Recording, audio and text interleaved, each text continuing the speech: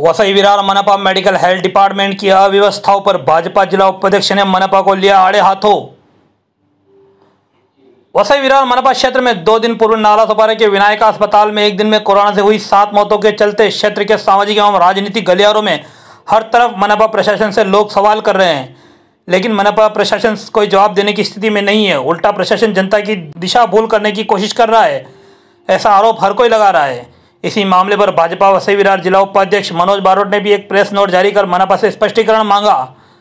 मनोज बारोट द्वारा जारी किए गए प्रेस नोट पर हमने मनोज बारोट से फोन के माध्यम से संपर्क साधते हुए बातचीत की और पूरे मामले पर उनका पक्ष लिया। हमारी बातचीत में मनोज बारोट ने क्या कुछ कहा वह आप सुनिए आगे वीडियो में। ब्यूरो रिपोर्ट प्रवासी एकता न्यूज। मनोज सर नमस्कार, आपका स्वागत है। धन्यवाद नमस्कार। मनोज सर, आपके हैंड से एक प्रेस नोट आपने निकाला हुआ है महानगर पालिका के खिलाफ, वो क्या विषय बताइए। विषय ये है कि परसों रात को 12 बजे एक बड़ी चैनल ने ऐसा दिखाया था, मराठी चैनल ने, कि विनायका हॉस्पिटल के अंदर ऑक्सीजन की कमी के कारण 15 लोगों की डेथ हुई। तो वो न्यूज देख के तुरंत मैं यहाँ से विनायका हॉस्पिटल गया। तब मुझे वहाँ के वास्तविक पता चला कि 15 डेथ नहीं हुए, लेकिन वहाँ पे 7 डेथ हुए और 3 कुछ मेरे ख्याल से विनायका में हुए थे, यानी कुल मिला के 12 तारीख को 10 डेथ हुए थे यहाँ पे। और जब ये विषय की जब लोगों में पूरा महाराष्ट्र हिल गया ये बात सुन के कि ऑक्सीजन की कमी के कारण डेथ हुई है, तो उस टाइम पे अचानक से रात को ये लोग ने कुछ महापालिका ने एक प्रेस नोट भी निकाला है कुछ कि भाई ऐसा ऐसा ऑक्सीजन की वजह से नहीं हुआ। तो मेरा सवाल ये है कि जब 2 दिन पहले हमारे यहाँ के एक्स मेयर राजू पाटिल जी का एक ऑडियो वायरल हुआ था और उसके अंदर उन्होंने स्पष्ट कहा था कि भाई वसई तालुका के अंदर इसकी ऑक्सीजन की कमी है।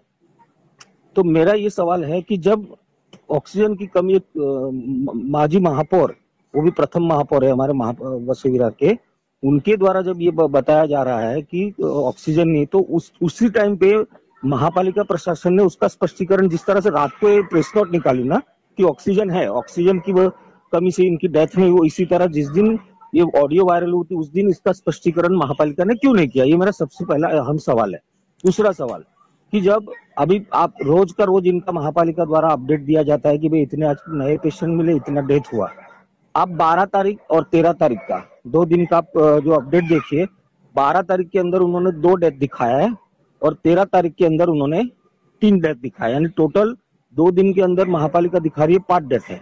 जबकि 12 तारीख को ही 10 डेथ हुआ, वो क्लियर कट महापालिका अपनी प्रेस नोट में इश्यू कर रही है। तो वो आंकड़े से क्यों खिलवाड़ कर रही है? सर, ये मैं पूछना चाहता हूँ। सुबह जो आप जिस प्रेस नोट की बात कर रहे हो, महानगर पालिका ने एक प्रेस नोट निकाला था, उसके बाद में महानगर पालिका उपायुक्त ने चैनल के सामने आकर भी उन्होंने बोला कि जो बातमी आ रही है कि लोग जो मौत हुई है वो ऑक्सीजन से नहीं होकर, ऑक्सीजन की कमी से नहीं होकर कोरोना की भयानकता के हिसाब से हो रही है।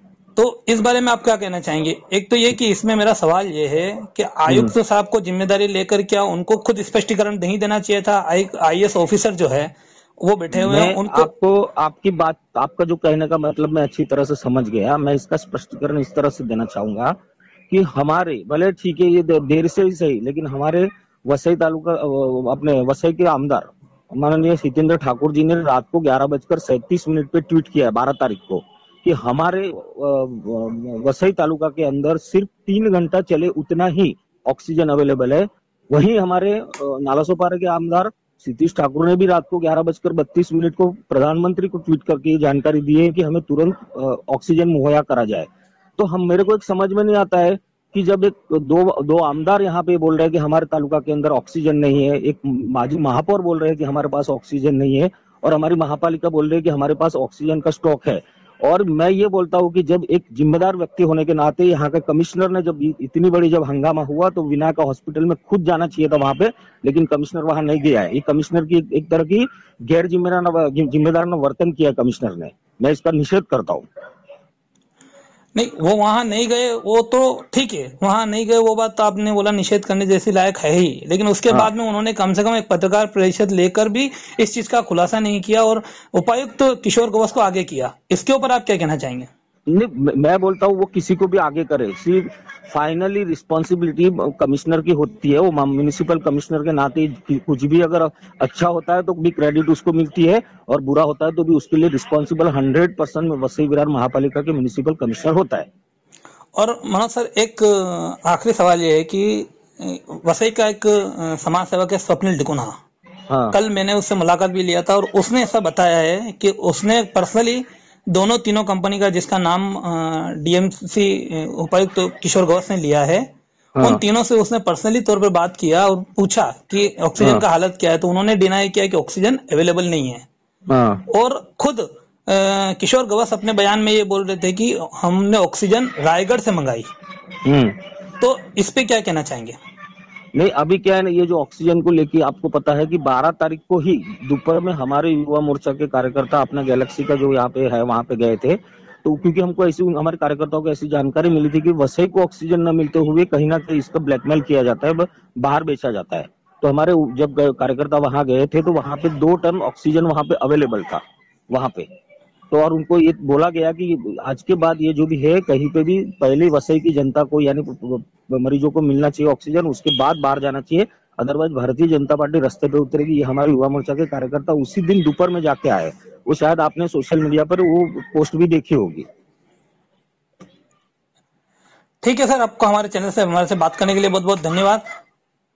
धन्यवाद सर, धन्यवाद। ओके सर, धन्यवाद। और भी वीडियो को देखने के लिए चैनल को सब्सक्राइब करें, बेल आइकन को दबाएं, वीडियो को लाइक और शेयर जरूर करें।